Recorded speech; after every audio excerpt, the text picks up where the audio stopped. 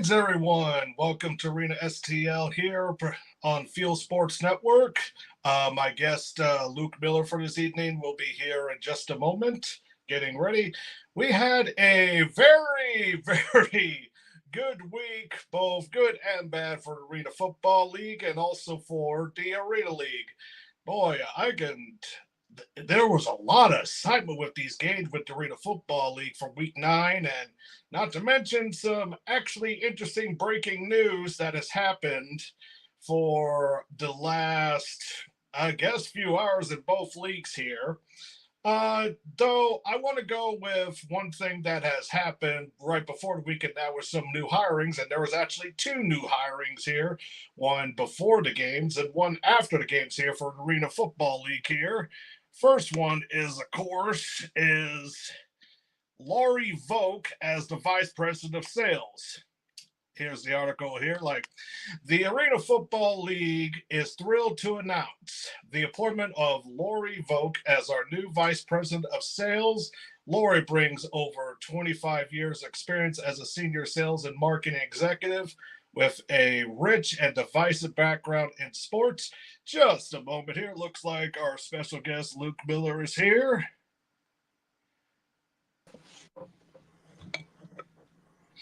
Good evening, Mr. Miller, and welcome to Arena STL. How are you doing this evening? I'm doing all right. How about yourself? Doing not too bad. Right before the show started, a thunderstorm started coming down, so hopefully everything goes good with the signal and everything.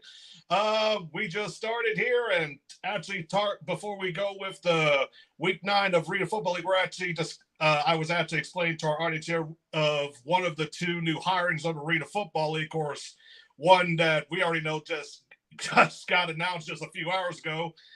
First one I was actually talking about was Laurie Volk, the Vice President of Sales, and she's in charge of marketing and stuff and all that. It's actually quite surprising that now, after Lee Hutton is gone, they're hiring all these different positions. And I don't know, doesn't it seem like Lee Hutton was just trying to get everything from a money standpoint for just one job instead of having a different type of positions like they are now? That's what it seems like to me. Yeah, it's kind of a strange situation. I mean, looking back, who knows what Lee Hutton's plan was? I mean, I don't know if he was just, trying to. I don't know. I'm pretty cynical about him, as I'm sure everybody else is. But yeah, it's kind of strange with this kind of new guard of hirings. I mean, they seem like a lot of great hires, but I think there's a lot of still uncertainty about what exactly is the plan or kind of the future for this league. And, kind of obviously they're got a season to finish, but, are they hiring all these people for some kind of bigger long-term vision that, we're not really privy to yet? Or, what exactly is sort of the long-term play here? I'm really not sure. Yeah, it's good that they do this hirings, but right now we're just seeing the short-term planning. What's the long-term planning going on here? And especially because, like I said, Laurie Volk, it says here, Laurie's a proven leader who has designed executive numerous programs, projects, campaigns from the concept to completion. Her event planning expertise span a wide range of stage comedy guests from 50 to 1,000, known as a connector, clearing player, influencer, and rainmaker, so on and so forth. They need to do sales and stuff because, for some things here, because you were very close in connections with the Minnesota Myth, and one of the biggest things that everyone was looking, because when we first saw their first home games in the Target Center, it was where are the sponsor stuff on their dasher boards? What's going on here? And I talked with Zach earlier on earlier episodes, you can't, you're not with leagues like this, you need sponsorship. It's and it's also because with the Minnesota Myth, Lee Hutton's wife, Diana, was in charge. And honestly, with others, that's to a higher standard. It's boy, did she not want to do anything? Or did she even try? Or were they just late on designing the advertisements for the dasher boards? Yeah, no, the Myth was definitely a disaster. I mean, I think in some interviews and things that Diana Hutton did, it was very clear that,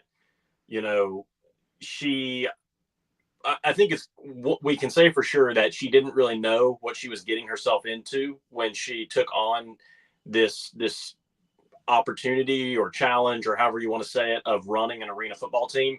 And then I think the question is, how much motivation did she actually have to do that? I can't obviously speak to her desires and her aspirations, but at least from talking to people around the team, my impression was that it was not something that she was actually super passionate about or super involved with. And so I think there was pretty minimal effort put into the Myth outside of getting the lease secured at the Target Center, which was great. And I think at first, even with some of the reservations I had about the league, I thought that was a great sign especially for the Myth, because that's the premier basically place to play, other than maybe the XL Center in St. Paul.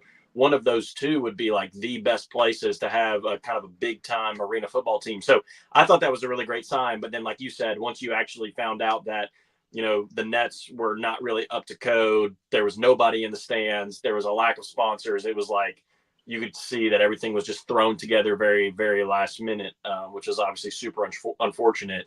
But it'll be interesting to see with these new hires, like you talked about, Lori Vogel. Like, it seems like in most arena leagues, I'm certainly not an expert, but it seems like most of this stuff is kind of handled by individual franchises. And, like a team that's in, let's say, Texas might have their own kind of people in place to help with sponsorships and sales and things like that. And then a team in, Georgia or whatever might have the same thing, and there's not as much crossover. It seems like this new arena leadership is trying to have a little bit more of a top down, kind of executives that are helping the whole league, which is just a little bit different from, how previous leagues or current leagues seem to have been run. So I'm interested to see, one, how much money is it going to cost to pay those kind of higher level executives? And then two, what does that look like for their involvement with individual sort of franchises and teams moving forward?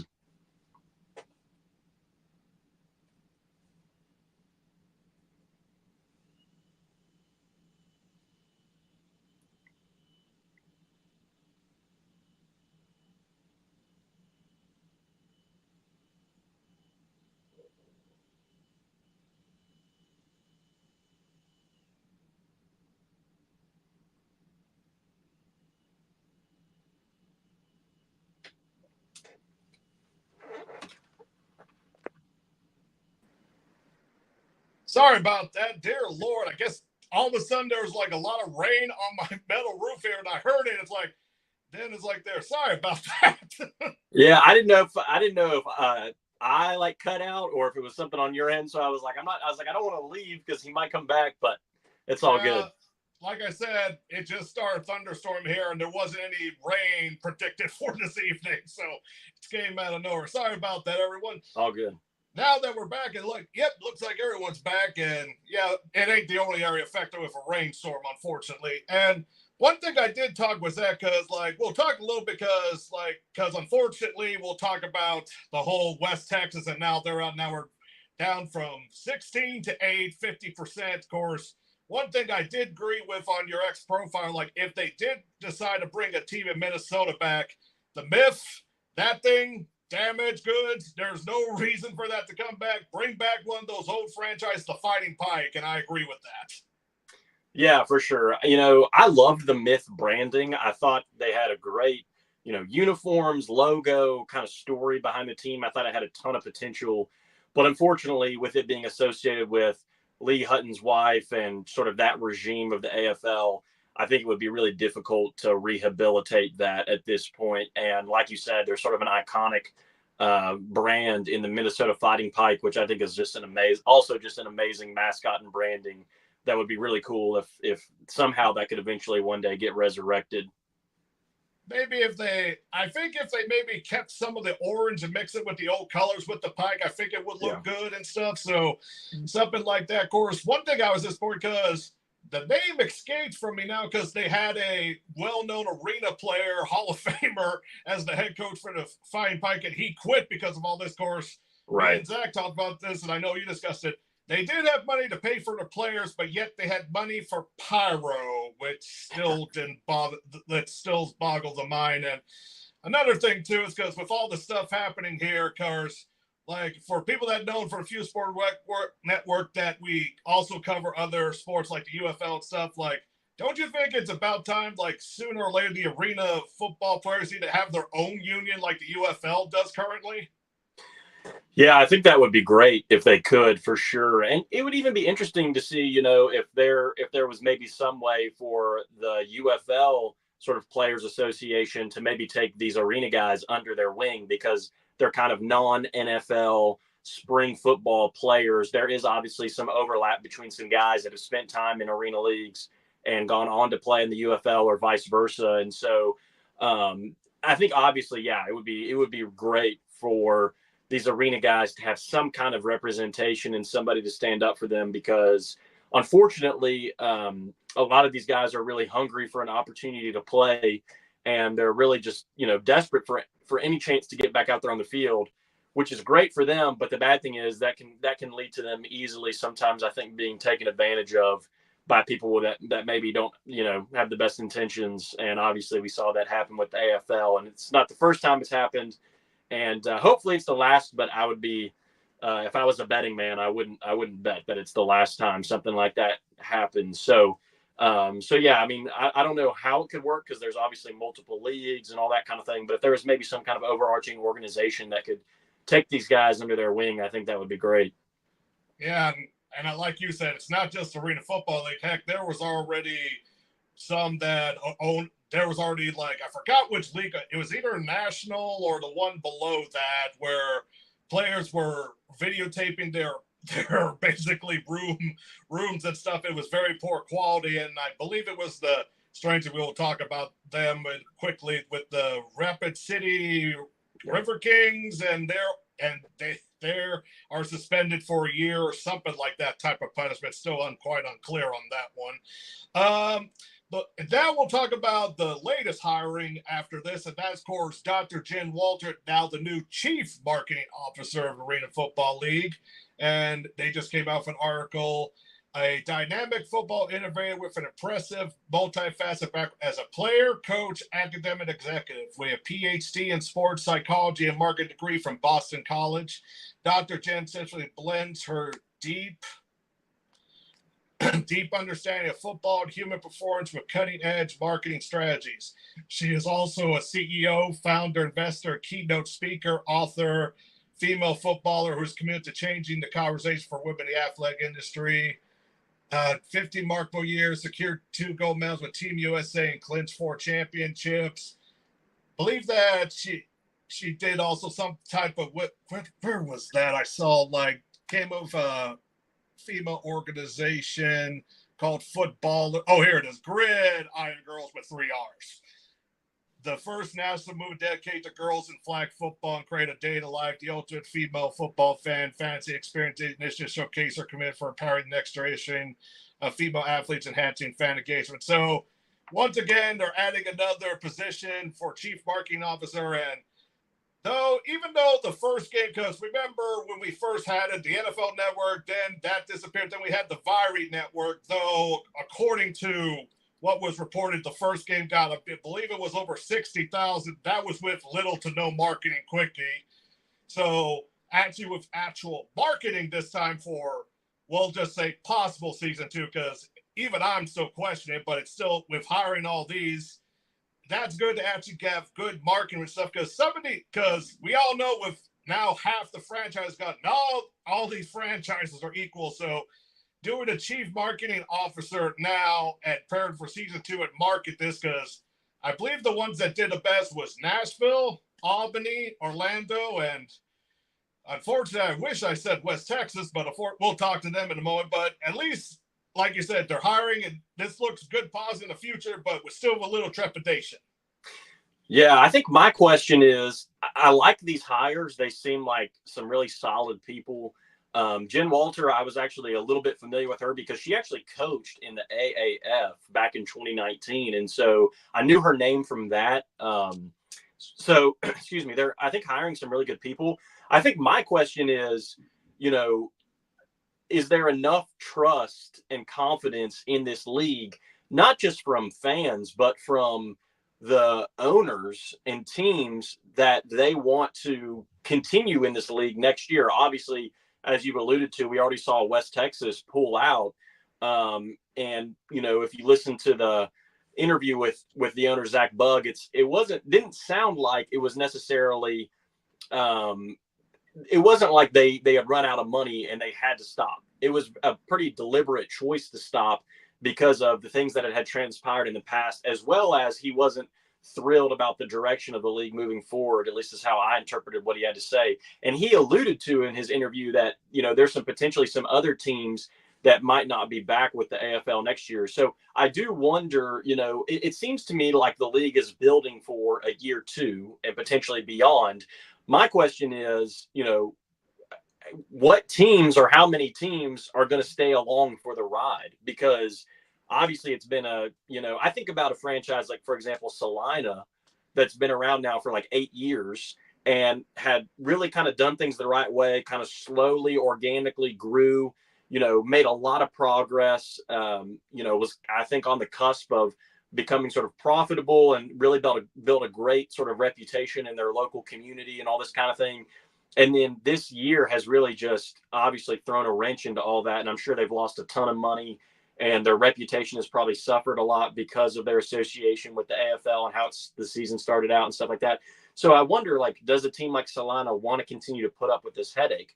Or would they be willing to maybe leave for a different league that maybe doesn't have as much, long-term potential as the AFL, but is going to be more stable and provide them with, not having to deal with the things that they've had to deal with this year. So I don't really know what to expect. I have sort of. Go ahead. Yeah, sorry, we got it bugged out again after some hard rain again, and this is Wi-Fi here, so I don't know what the heck's going on here. Sorry about that. That's right.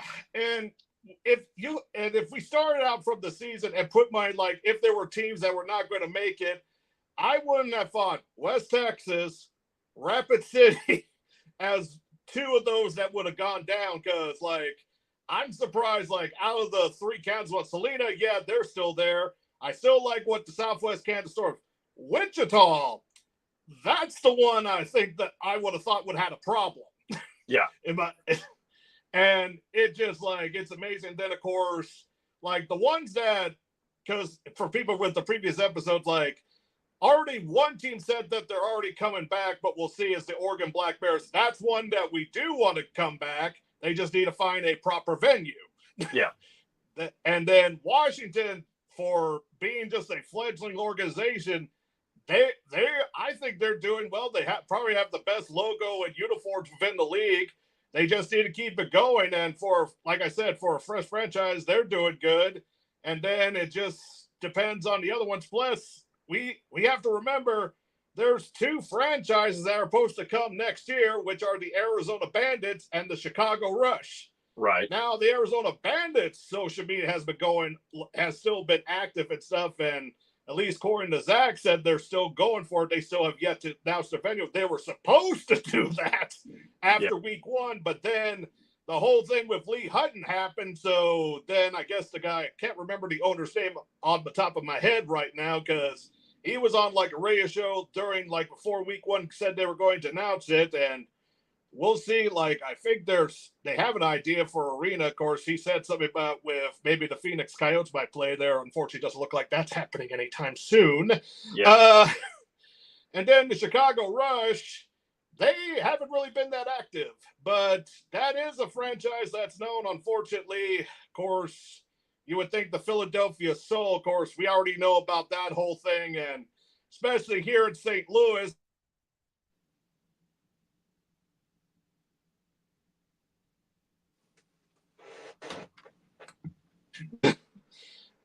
Sorry about that. Not good. Because head coach Pat Pemmel said in an interview he was actually supposed to do a franchise here in St. Louis, but then that changed and they went to the Philadelphia Soul. Then you got the whole problems with that one, with owners pulling out, playing in New Jersey, and that whole debacle with that whole thing with traveling and stuff. It's and remember, Philadelphia Soul, that is one of the more historic brands in the Arena Football League, and for sure, I know that's probably a franchise they want to try to bring back, but I don't know.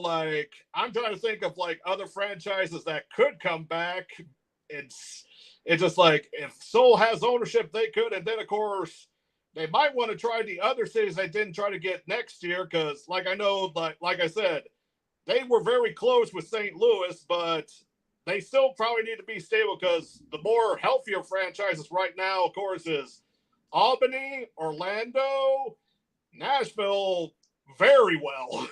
Yeah. Especially with the ownership with Jeff Fisher. Like, what do you think about the ones you think that probably will stay next year? Well, I think you're right. I mean, I think the most solid franchises to me seem to be Albany, Orlando, Nashville. I mean, certainly Billings seems very stable. I agree with you. I'm honestly pretty shocked that Wichita is still around. I did not think, if I had to guess that there would be a franchise fold after the initial sort of session of folding franchises, it would have been Wichita, would have been my guess, but they're hanging on. I don't know what the future looks like for them, but I mean, credit to them for making it this far. I think so, but they're kind of a question mark for me in terms of how long, can they stick around? I think I agree with you that Washington, although I'm still a little on the fence just because they're so new, I think they've got a lot of good momentum, and I think they also have a lot of potential to keep moving forward. And then Southwest Kansas and Salina both, I think.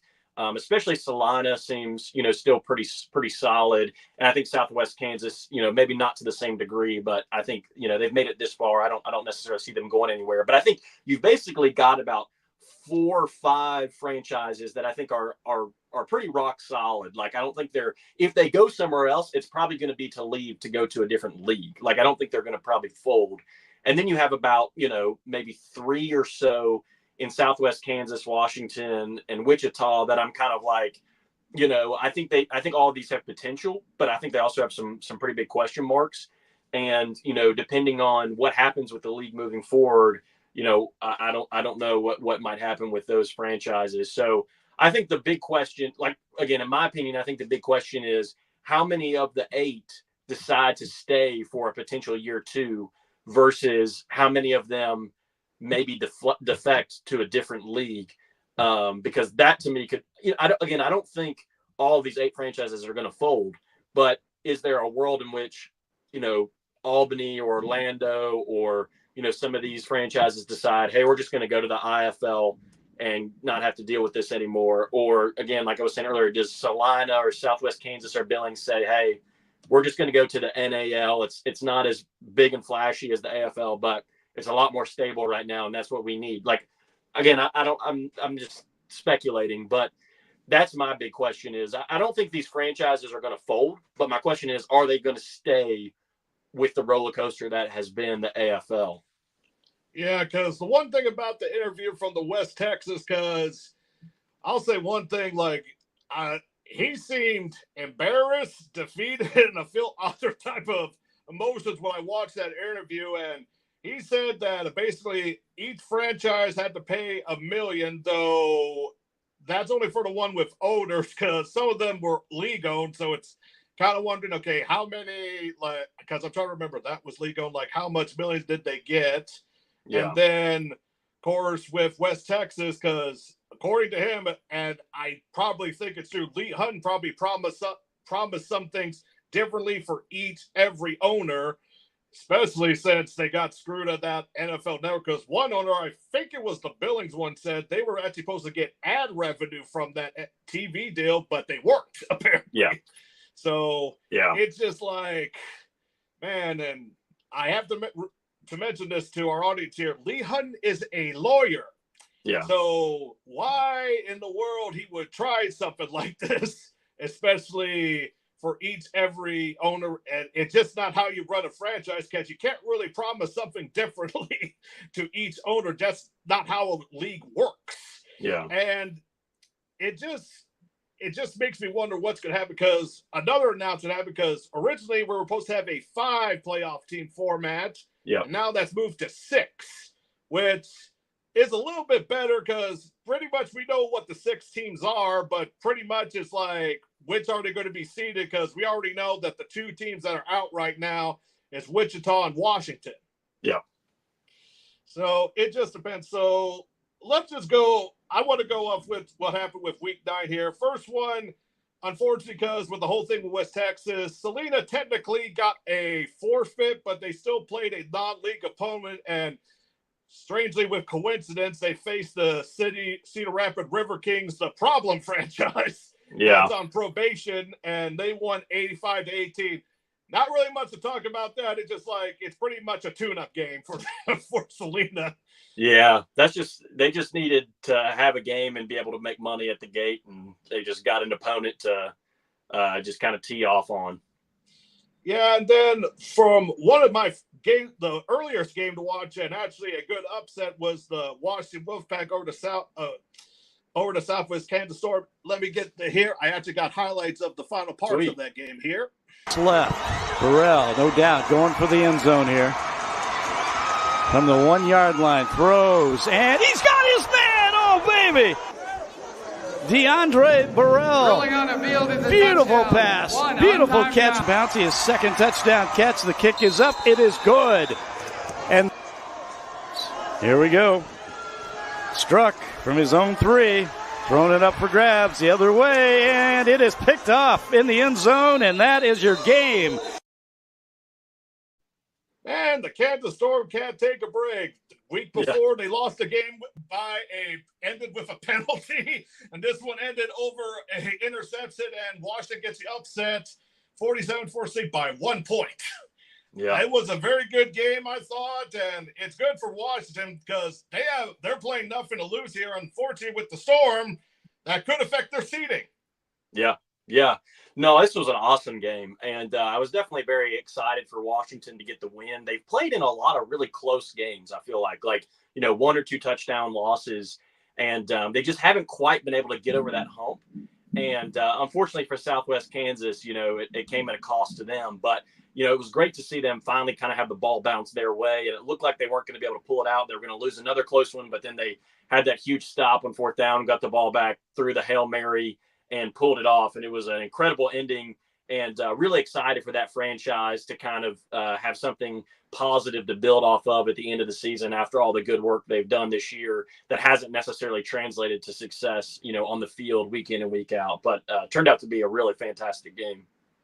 Yeah, the other game, the Orlando Predators versus the Wichita Regulators, even though the Atlanta Pros beat them 6-3-18, the thing that was most surprising is that I thought this was just going to be a game that Orlando just gets onto him at the very beginning. No! The first quarter, it was way too close, and it didn't start happening until mid-second quarter. I'm like, Orlando, come on. I know that you're better than them, and I don't know if this is trying to build some excitement stuff. And also, too, because I have to remember, because where Wichita plays, it's kind of a weird setup because they only have one set of nets. Yeah. And they only go one side, but for defense can still go over there and score. But everyone, it's like, I can kind of see the atmosphere for Wichita and stuff like that for them because I'm still amazed every time I watch a game there. It's weird, but Orlando wins. And then, of course, we'll talk a little because next week they play a Albany again for, I believe, 1, 2, 3, 4. I think the 4th time because of how everything has changed. Yeah. So it was great for Prairies to get the win, but I thought it would be a lot. I honestly thought Wichita would only get in the single digits, not 18. Yeah.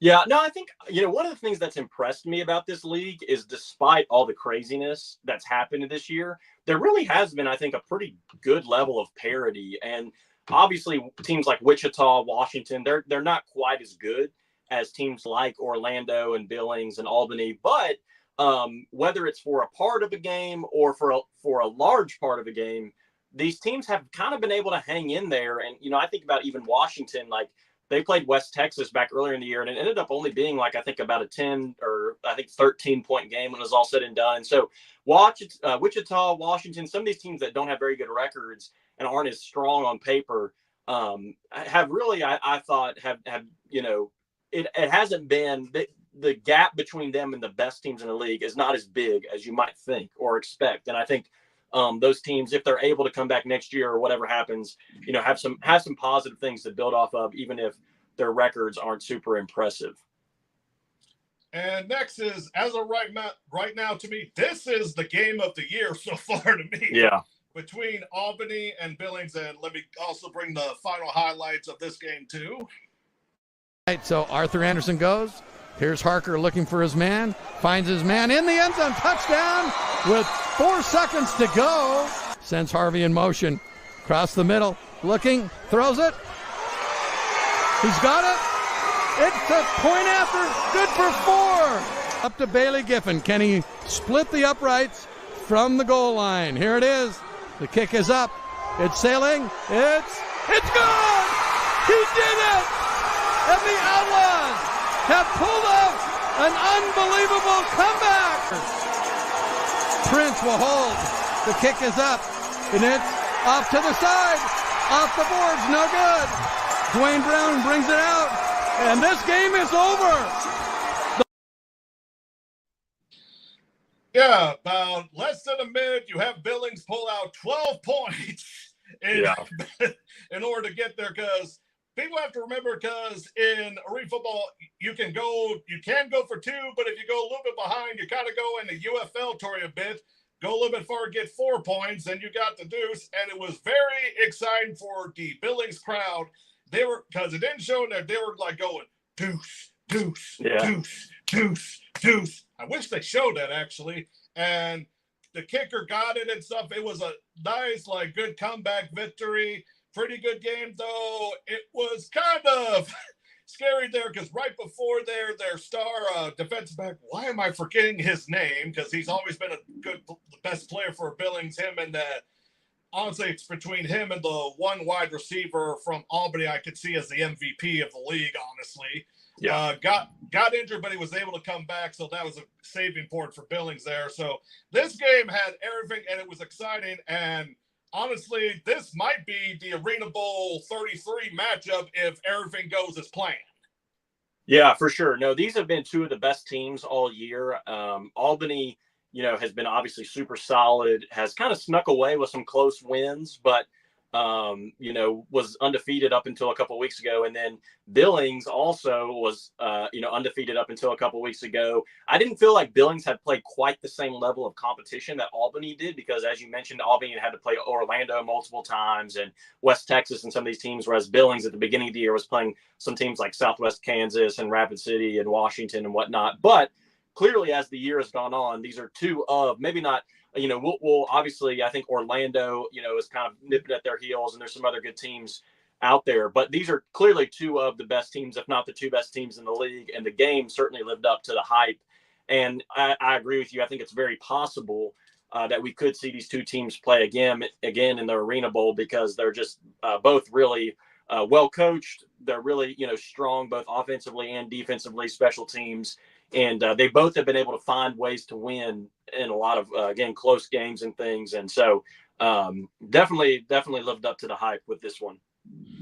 Yeah, of course. Now the question is, because the one thing that was interesting about the 6-team playoff announcement is that there's supposed to be some kind of TV deal, how that TV deal is going to be, because unfortunately, because of what happened a few months ago, because remember, it was like NFL Network, great television, blah, blah, blah, blah, blah. But now it's like, okay, like, what's it going to be? If it's NFL Network, that's good. Of course, you probably have to thank Jeff Fisher for that. So the question is like, how's this going to be? Because ever since, I believe, 2 to 3 weeks ago, they kicked off the Viring Network, and thank God, because, like, there are some things that were good on it. The only thing I thought was good was the last interview of Burt Reynolds, but that was probably it. So, and it's like, YouTube is like probably the standard thing, but like earlier conversation that I had with Zach on the show, it's kind of hard to earn revenue that way, especially for the leagues, because it's not just them, because dear Lord, it's hard to, because this past weekend, you at the exact same time, you got the Arena Football League, the Arena League, the Indoor Football League. I think there was another league too that also was playing at the same time, but like, unless you have like that multiple thing that Zach was talked about last week, it's hard to keep in touch with all these games all at once, especially. But hopefully we see here too. We're going to take a small commercial break. Then we're going to talk a little bit about the Arena League and how some things that happened at with the Arena Football League transferred over there. Be right back.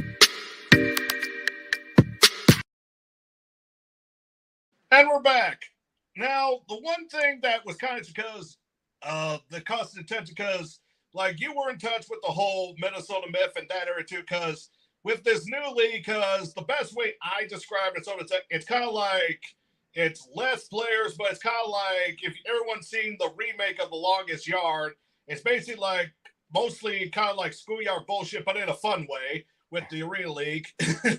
And of course, the team that you probably have your eyes on, of course, is probably the Duluth Harbor Monsters. Yeah, out of the Arena League, that's definitely the team I've followed most closely thus far.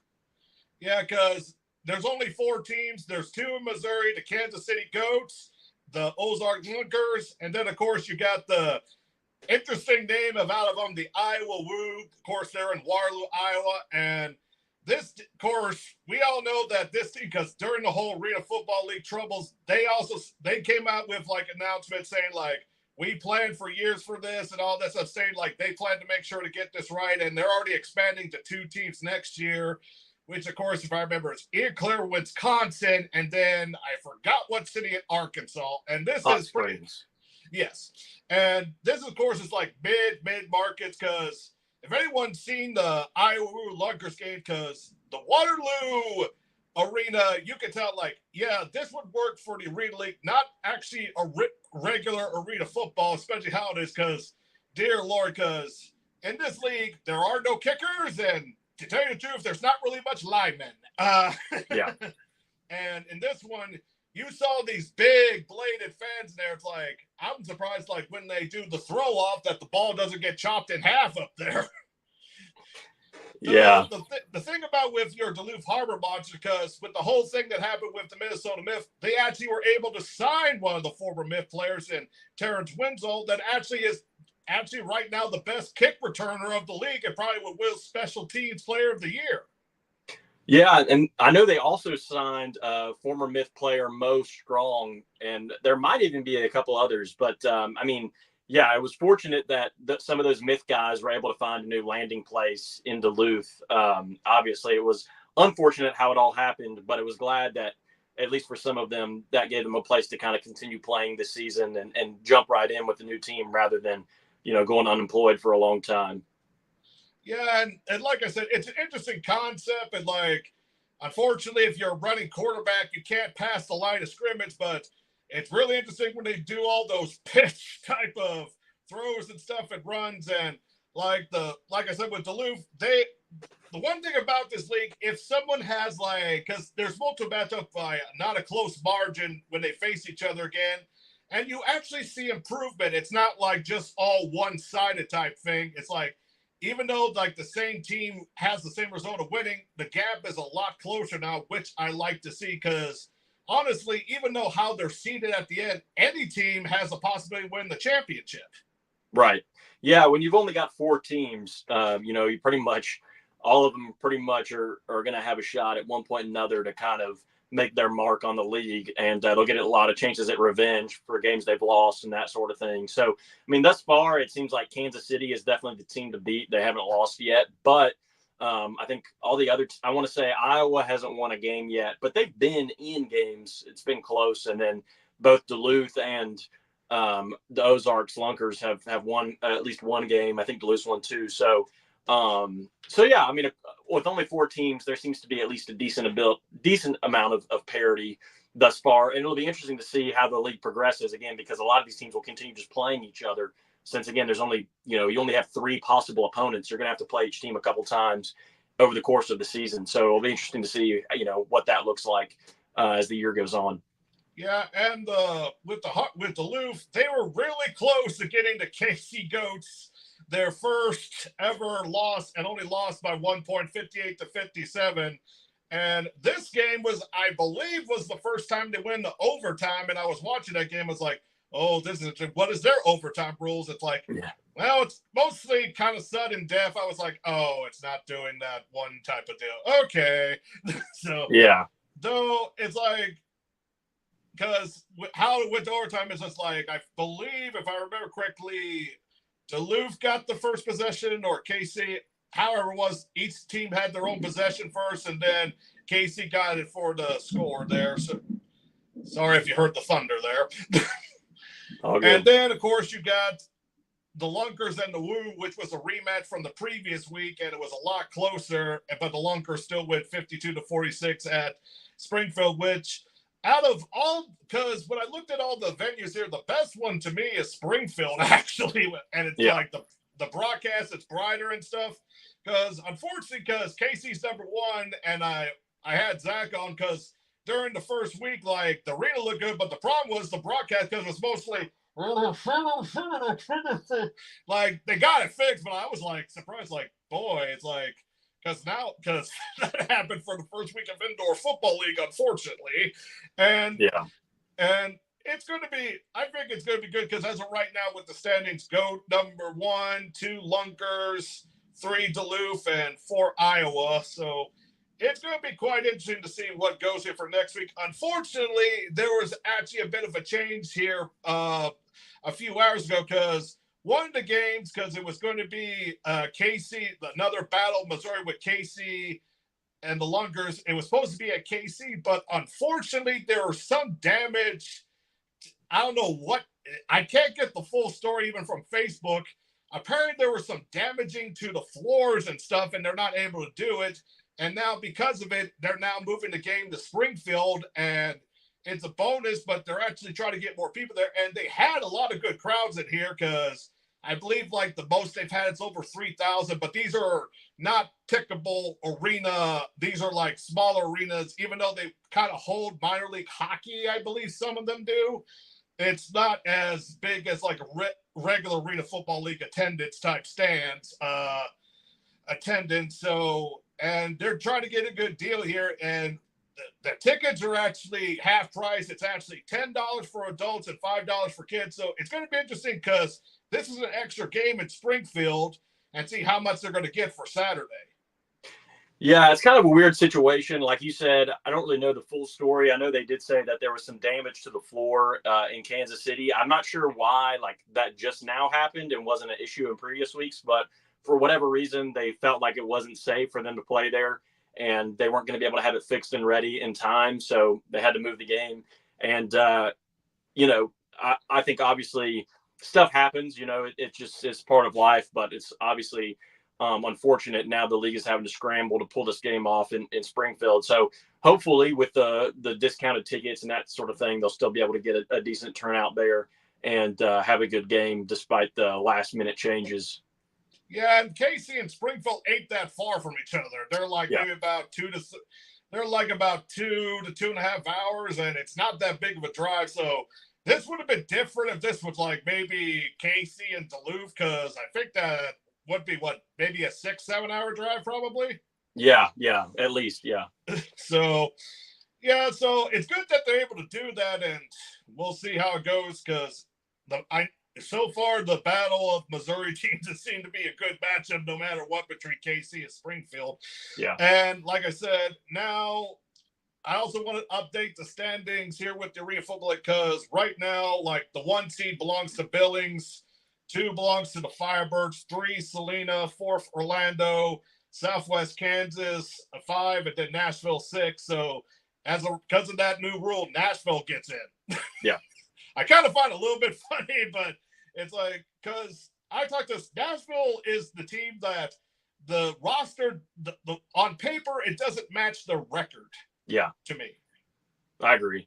Yeah, no, I coming into the season, I was very high on them. I had them, I think, in like an initial power rankings, like as one of the top 3 or 5 teams or something like that, just because I was familiar with a lot of guys on their roster. I thought they had an extremely talented roster, and I thought that would translate to more success on the field. And not that they've been a bad team, but, they've been about a 500 team, and they've had some close losses, but they've also had some close wins. So they haven't been nearly as successful as I thought they would be. But they are the only team to beat Billings fairly recently. And it is a team that I could see if they sort of, started to peak at the right time, they could make some noise in the postseason and maybe surprise some people if they can kind of get some things worked out. So it'll be interesting to see, now that they're guaranteed a playoff spot, what they kind of do with that. Yeah, it'll be interesting, of course, like going through the Week 10 matchups here, of course. Mostly, I would just say 3 of the 4 is one that match, because finally, because I don't recall them facing each other earlier, so I might be mistaken on that. And I basically will call this the Tank Bowl, even though they're not fighting, because in arena football, there is no draft whatsoever, except for the one draft I ever saw was for that scam league a few years back for just expansion players. But unfortunately, we will not be talking about that because that's been talked about enough. Yeah. And that, of course, is Wichita going to Washington. And to me, Washington's going to win this. Yeah, I'm with you. I mean, if I had to put money on it, I would definitely put money on Washington. I think, again, I think it's going to be a close game. I think Wichita is better than their record maybe shows, but I also think the same thing is probably true of Washington. And I think Washington's got a lot of momentum coming off that big win this past weekend. They're going to get to play at home. They've got a great venue. I think a pretty good little fan base kind of growing there in Everett. And so I think they're going to want to finish on a high note, kind of for their fans. And I think they pull out the win.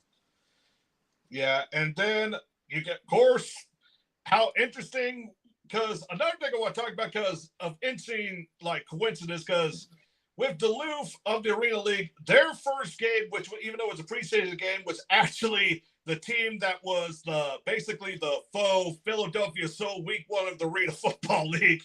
I was curious, when you found that out, did you find how odds of probability of that happening? Because it's a strange world. It's a bigger world than you think because there's multiple of these different leagues, and then there's semi-pro leagues and stuff like that. And so you start to kind of get into it and peel back the layers of the onion, and there's a lot more to it than you realize. But then at the same time, it's a smaller world than you realize because, you have two different leagues, two different scenarios, and it's the same kind of group of people that step in to, sort of serve a last minute, plug a last minute hole there. So it's funny how these kinds of things work. Yeah. Next game is actually battering who will get the 5th and 6th seed between the Southwest Kansas Storm at Nashville, though I'm trying to remember, this is playing at the stadium they usually play, or is that the other one they're playing? Because there was a change of venue for some reason. I can't recall why. Yeah, I think this one is at their typical venue. I think they just had to go to that other venue in Clarksville for just 1 week because of a previously planned event at the municipal auditorium where they normally play. But I think this will be back at their normal arena. Yeah, I'm trying to remember which one gets first priority because I'll give you an example here because even though it's basketball, the women's NIT, the St. Louis Billikens were actually, if everything went right, they were supposed to actually host the NIT championship in St. Louis, but unfortunately it was already booked for some concert or some event, so they went to the other place, but they still won. But yeah, there you go. So it was it's interesting to see how things get booked and all that stuff. So most of the teams, I think they still got fight first right refusal or something, blah, blah, blah, whatever the term. So between Southwest and Nashville, it's Southwest has been getting pretty much the short end of the stick the last 2 weeks. Does it happen again over Nashville? Because Nashville, they come off a bye and they're hungry. And they probably want to get a 5th seed. Yeah, it's interesting because previously this game was going to be basically a playoff game. It was going to be win and you're in to keep your season alive. So there was going to be a lot at stake. Now it only really affects seeding. There's not, both teams will make the playoffs regardless. So it doesn't have that same maybe motivation or same kind of, stakes as it did before. So I'm interested to see how that changes this one. I mean, I still kind of lean a little bit towards Nashville. I think Nashville, again, at least on paper, is the better team and has a higher ceiling than Southwest Kansas. But Southwest Kansas seems to have done a better job this year of, kind of making the most of what they've got. So I think it'll be another close game. Again, I'm probably leaning Nashville, but I wouldn't put a lot of money on that one. Wouldn't say I feel super confident about it. Yeah, this is pretty much a coin flip, and pretty much whoever wins, they're either going to go to, as of right now, because if it goes how it's seated, how it's written down right now, one's either going to Salina and the other one's going to Orlando. Yeah. And if, I'm not too bad if whoever goes to Salina, but whoever goes to Orlando at Orlando, that's going to be a hard one. For sure. Yeah. Then the next one, you got, of course, third or fourth time going with the Albany Fireworks versus the Orlando Predators. It's kind of hard to go because, like, isn't it right now 2-1 Albany right now? That sounds right. So, like, does Albany make it 3-1, or does Orlando they do it even? And there's a possibility that they can just do the rubber match in the playoffs. So, it's like it's kind of hard to go figure out here because I'm trying to remember. I think it was the game when they went to Albany because I don't really see it as much because the Orlando owner was actually in the box with his team in that game. And so, like, I know that guy, and I said it before here with Zach, that guy, the way to describe him is loud. And I don't mean like he yells and stuff. It's like his clothes are loud, his personality's loud, and all that type of stuff. So, honestly, I'll just go a little bit chaotic here. Just have Orlando beat Albany and they tie it up. Yeah, I don't know. I mean, this is another tough one to pick because, again, I expect a very close game. I mean, every time these teams have played, it's been very close. I think Albany's in kind of a weird spot where they started off 7-0 and now they've lost 2 weeks in a row. And, you know, there's a lot of questions about the officiating and there's a lot of sort of finger pointing and that sort of thing. So I'm interested to see, does Albany sort of bounce back from that and kind of have a statement win against Orlando, or do they kind of continue this downward slide and, you know, potentially lose a third straight game heading into the postseason? And I don't know. I like Orlando a lot. I mean, Orlando is 5-2, I believe, or maybe 6-2 now. But, you know, the 2 games they lost, they've avenged both those losses because they lost to Albany. They also lost to West Texas, but they beat both of those teams at a different point in the season. So, you know, I think that they're capable of beating anyone in this league.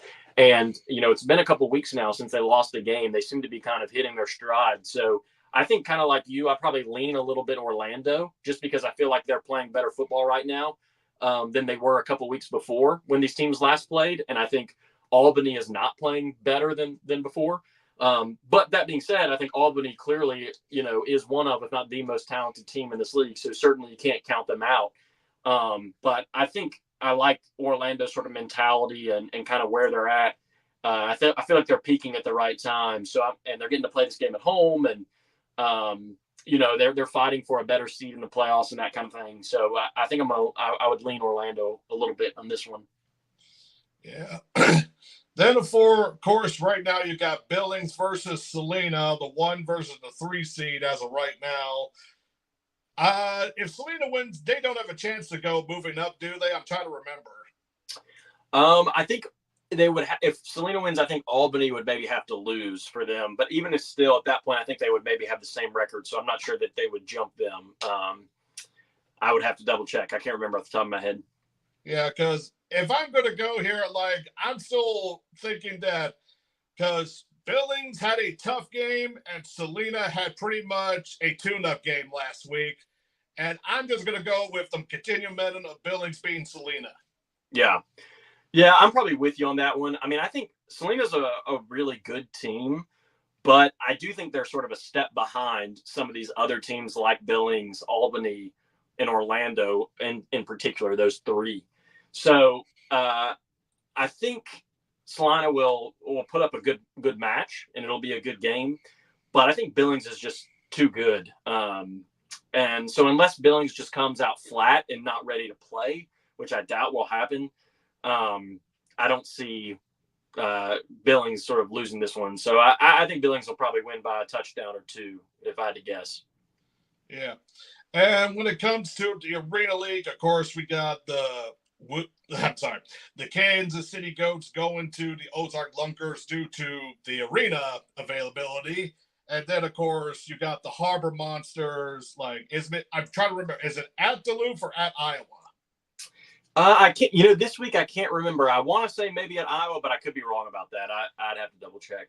Yeah, so when it comes to those 2 games, because of, like, the kick in the gut, like, I'll say Ozark is, because they're number 2 right now. They beat their Missouri rival, the Goats. And, of course, another thing with the Kansas City Goats, they got I think it's Rakeem, somebody that was the Iowa Rampage quarterback. That's their quarterback, and I'm happy for him, especially how that franchise ended. That was more on ownership than the league. Yeah, Rakeem. So, Rakeem Cato. Yeah, he's great. Yeah, so that's good for him. And then I'm just gonna go with Duluth over the Woo because I think the Woo, they'll get their win, but I just don't see it with Duluth quite just yet. Yeah. The Woo do seem to be a little bit behind every other team. Again, like you said, I think they'll eventually get a couple victories, but excuse me. But I think I don't see them beating Duluth this week. I think Duluth was really close to that upset win against Kansas City, and I think they come out ready to play and win. And the other game will be interesting. I kind of like your pick. I do think the Lunkers maybe have a chance for an upset. Kansas City is undefeated, but I feel like each week the margin of victory has been getting smaller and smaller and smaller. And this past week it was as small as it could be. I mean, it was 1 point in overtime, like you said. And the Lunkers are I think, are a good team. They get to play this game at home now instead of on the road. And maybe with the change in circumstances and just, again, several close wins by the Goats, I could see the Lunkers pulling off the upset. Yeah, it'll be interesting to see with this. I believe all the games are in one day for both leagues, so at least they're not all at the same time. So if everyone wants to watch them, be ready to either do that multi-screen thing that Zach recommended last week, or have at least TV, phone, laptop, tablet, or whatever to watch all these games because, like, it's pretty much free. Because here's the thing: the basketball's done, hockey's done, so there's not really much to watch this weekend. So until the Olympics come, so unless you want to watch baseball, which, like, even though I'm a baseball fan here with the Cardinals, we're not really there yet, especially with all those games. So it'll be good to watch some more football here until we get to the fall. Then let's not forget about spring now. That's right. Yep. So, Luke, thank you for coming on and finally get on because it's like with our scheduling stuff and had to wait basically till the summer solstice to get you on. Yeah. No, I'm bummed it took this long. Sorry, it was just kind of a crazy spring, but I'm glad we finally were able to make it happen. Yeah, and here's hoping a year from now, both, like, we know the Arena League will probably be good for probably a few years. Let's just hope, fingers crossed, for Arena Football League, and I'm hoping for a new state. With the balloons.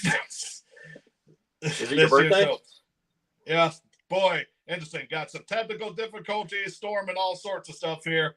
Anyway, be sure to catch us here next week. Catch me here on Arena STL and continue with the playoffs for Arena Football League and also mid-season form with the Arena League. See you next week.